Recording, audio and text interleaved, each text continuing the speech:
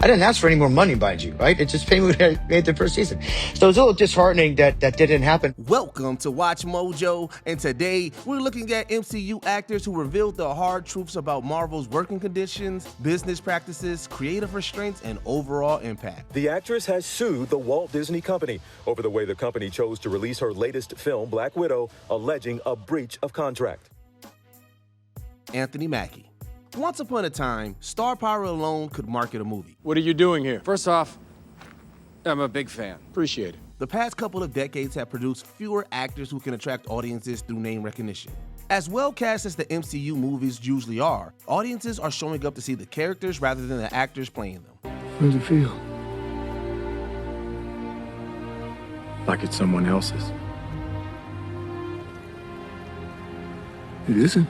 Anthony Mackie echoed this at London Comic-Con in 2018, saying that he isn't a movie star. The Falcon is a movie star. Mackie went on to say the evolution of the superhero has meant the death of the movie star, touching upon several classic films that wouldn't get made today. The evolution of the superhero has meant the death of the movie star.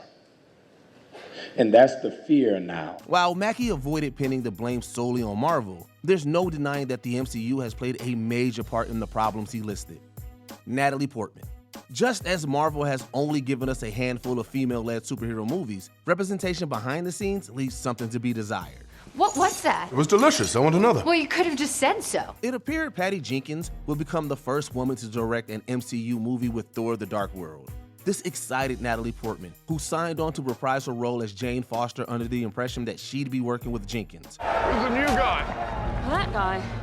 You're gonna love that guy.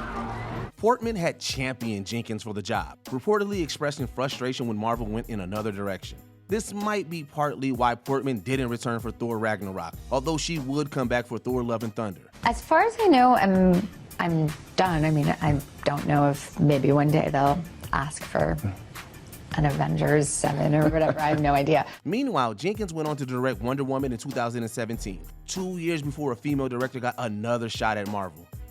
Dave Bautista. Whatever the future holds for the DCU, Marvel and Disney let a big fish get away in James Gunn.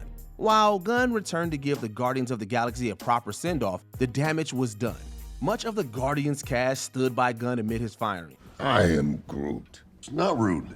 It's what it's here for. None were more vocal than Dave Bautista, praising Gunn in a tweet that concluded, "I'm not okay with what's happening to him." Although Gunn came back for a last hurrah, Bautista expressed disappointment with the direction his character went. In recent years, certain Marvel heroes have been criticized for getting too silly. Okay. She just told everyone your deepest, darkest secret. Dude, come on. I think you're overreacting a little bit. You must be so embarrassed. Bautista shared this sentiment about Drax the Destroyer. While Bautista was grateful for the role, getting to move on came as a relief. Mickey Rourke. For every Thanos, there are a dozen Whiplashes, a completely forgettable villain with little personality and motivations that are hard to connect with. That's not the character Mickey Rourke sought to play. You come from a family of thieves and butchers. And now, like all guilty men, you try to rewrite your own history. Speaking with Iron Man 2 director Jon Favreau and writer Justin Theroux, Rourke thought he would get to craft a character with layers. According to Rourke, though, Marvel just wanted a one-dimensional bad guy, so most of the performance ended up on the floor. Rourke's words can be applied to many of the one-note villains who'd follow in his footsteps. Favreau, who still plays Happy Hogan, also seemingly provided an allegory for working with Marvel in his film Chef, which centers on a man revisiting his creative roots after being constrained by his boss. You're a cook. You're a chef. This is what you've been cooking for years, and it works. And either you cook the menu that our customers have come to... You want me to cook the same food? Christian Bale. This Oscar winner is no stranger to superhero movies, starring in Christopher Nolan's Batman trilogy. Where those films try to incorporate as many practical effects as possible, the MCU has gained a dubious reputation for over-relying on digital technology. He's nothing like you. That's right. I'm not a hypocrite. I'm truly creating peace. When Bale played Gore the God Butcher in Thor Love and Thunder, he found himself disenchanted by the heavy use of green screen, saying there was a monotony to his on-set experience. He couldn't distinguish one day from the next or even tell the stages apart. While Bale liked the people involved, he learned that green screen acting isn't for him. Unlike some of his past roles, Bale didn't feel the need to go method here, saying it would have been a pitiful attempt to do that. Chris Hemsworth. Of the OG Avengers, Thor arguably did the biggest 180 personality-wise. Although Thor Ragnarok was praised for its more comedic tone, critics and audiences generally felt the humor went overboard in Love and Thunder. Oh, there he is! The man, the myth, the legend. Oh, I don't know if you know this, but I base a lot of what I do on this guy.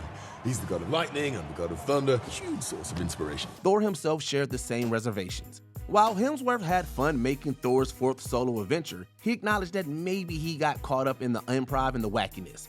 Hemsworth also felt like he'd become a parody of himself, admitting that the film was too silly. Hemsworth found it reinvigorating going from Love and Thunder to Furiosa, a Mad Max saga. Feeling the latter allowed him to lose himself in the character. You behave, I'll behave. I'll protect Gastown from all treachery. It will be as impenetrable as this citadel. Stability born from a world of chaos. The same couldn't be said about working with Marvel, where Hemsworth senses he might be replaceable. Edward Norton. Originating the role of Bruce Banner in the MCU, Edward Norton supposedly wasn't the easiest actor to work with, wanting more creative freedom on The Incredible Hulk. He told me what he wanted to do. He wants it out of me. He wants to dissect it so that he can replicate it. He wants to make it a weapon. Kevin Feige opted not to bring Norton back, suggesting the Avengers need actors who are team players. Norton found Feige's comment cheap, although he wasn't especially interested in returning anyway. Wanting more diversity in his filmography, Norton felt he'd become associated with one character if he continued to play the Hulk. Norton's reservations weren't unfounded, as even the most versatile actors have had their other work overshadowed by the MCU. For example, we all know that Mark Ruffalo is the Hulk now, but only true cinephiles can name the 4 roles that scored him Oscar nominations. Dr. Banner, now might be a really good time for you to get angry. That's my secret, Cap. I'm always angry. Terrence Howard. When Iron Man entered production, few could have foretold that it'll launch a cinematic universe. Truth is,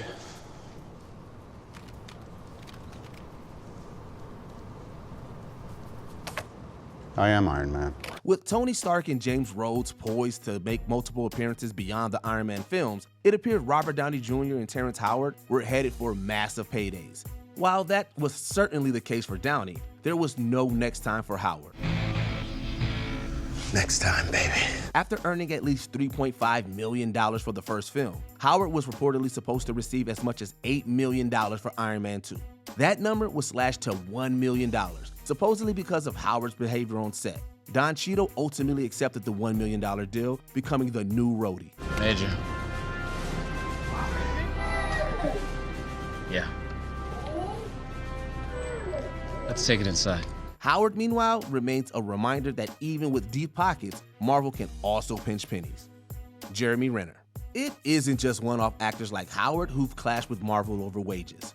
Nearly a decade after debuting as Clint Barton, Jeremy Renner finally got to take center stage in the Disney Plus series Hawkeye. Your problem is branding. No, my problem is you. Although there were talks of a second season, Renner walked away when he was reportedly offered half his previous payment. This notably happened after Renner survived a traumatic snowplow accident. 2 years since the 54-year-old broke more than 38 bones in a near-fatal snowplow accident. While Renner has been recovering, he felt his reduced salary was a reaction to his injuries. To Renner, it was as if the accountants viewed him as only half the Jeremy. Why? Did you think I'm only half the Jeremy because I got ran over? Renner was open to the physical challenge, but he said it would take twice the amount of work, which he wasn't going to do for half the money.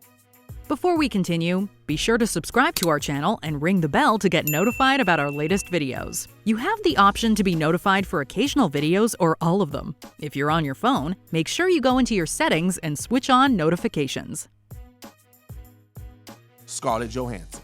Former Marvel Entertainment CEO Ike Perlmutter was reportedly apprehensive about female-led superhero movies, feeling they wouldn't sell. After dragging their feet for nearly a decade, Marvel at last gave fan favorite Natasha Romanoff a solo movie. Pain only makes us stronger. Didn't you tell us that? Unfortunately, the COVID-19 pandemic delayed the film's release by a year. While there was little Marvel could do about that, Black Widow was controversially given a premiere access release on Disney Plus during its theatrical run.